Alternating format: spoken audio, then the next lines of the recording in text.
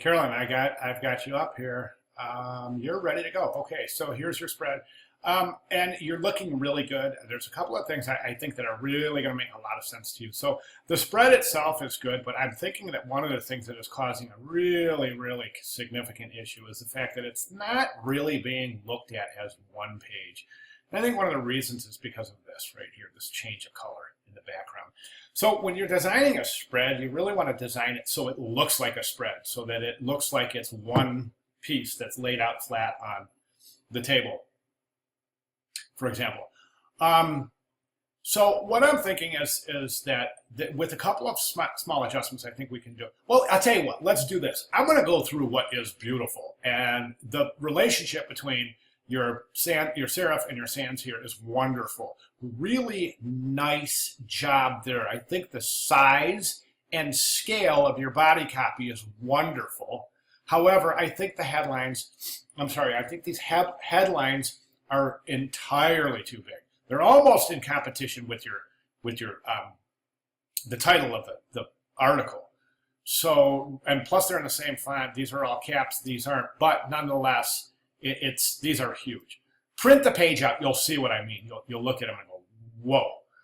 Even if you can only have to print half the page out 8 by 11, take a look at the size of this compared to this. You'll see what I mean. Good justified type settings. I'm not seeing any really odd spaces in here. And for the most part, I think that you're pretty good.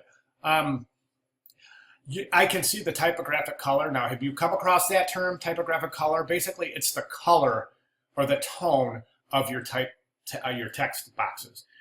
So as you can imagine, a darker typographic color would indicate a more dense kerning and leading.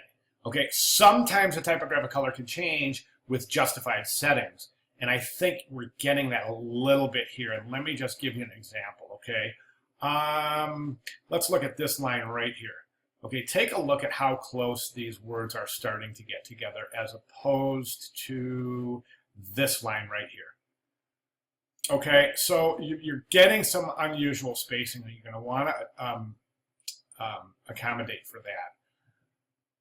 One of the things I think that the relationship between the title page and where the article starts is that there's just too much distance between, well, there's too much distance between your headline itself.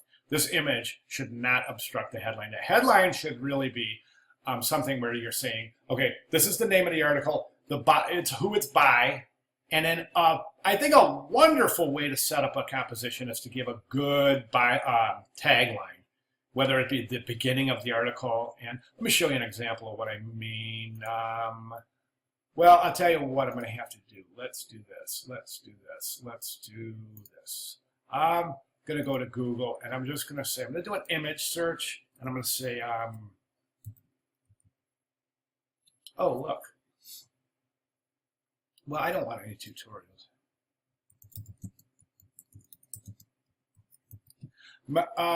Magazine double page. Okay, this should work. And these are all like kind of look like they're in the same genre. So I'm sorry. I want to go magazine spread examples. That should do it. Okay, that's more like it. So one of the things I want you to see is really in a lot of these things, the success is really set up by the relationship between the headline, the subhead, and that relationship to the body copy. Okay, headline, subhead, and then the relationship. Okay, and you see it over and over. Here's the head, here's the sub, here's the body copy. Yep. Here's the head, here's the sub, body copy. So we always are seeing this relationship where the headline is never separated by an image. And then you usually have, what I want you to do is create an interesting typographic composition out of the capsule wardrobe. Okay, then give up a byline, like, okay, something like capsule wardrobe, and then a byline like that. Then start your copy. All right, now this color background, if you want to use an image on the background, use an image. But this color background, I think, is just interfering with too much. It's just interfering so much with the fact that this is a spread and not two separate pages. This circle where you've created this continuation, it's a good idea to create this continuation between pages, and it was a great way to set up your type wrap, and which is done beautifully, by the way. But I don't think it's necessary. I really don't. I would say if you want, use an image, and that's another technique that's widely used. Image, headline, subhead, article. Okay, so the one thing I'm not seeing is a grid. And let me describe the significance of that. Okay, by the time your reader gets to this line or so, they're going to be done reading your article.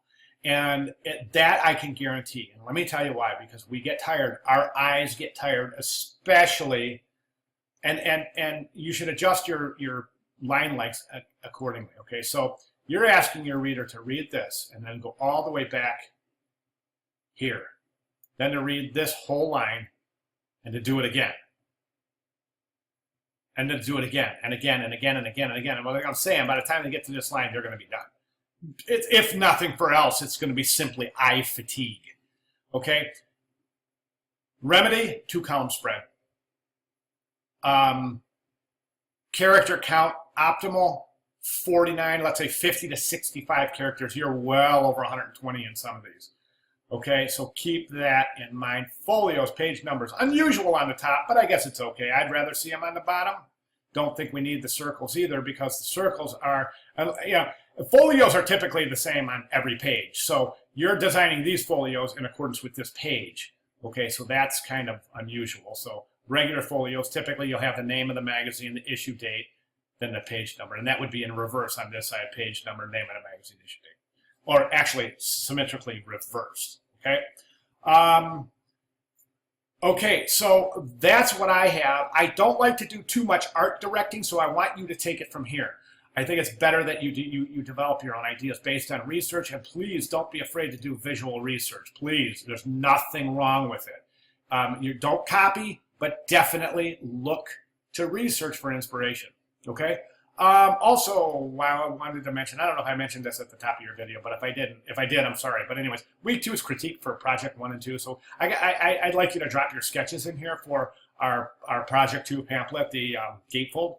All right, that's all I have. If you have any questions, please feel free to contact me at your convenience. Okay, thanks.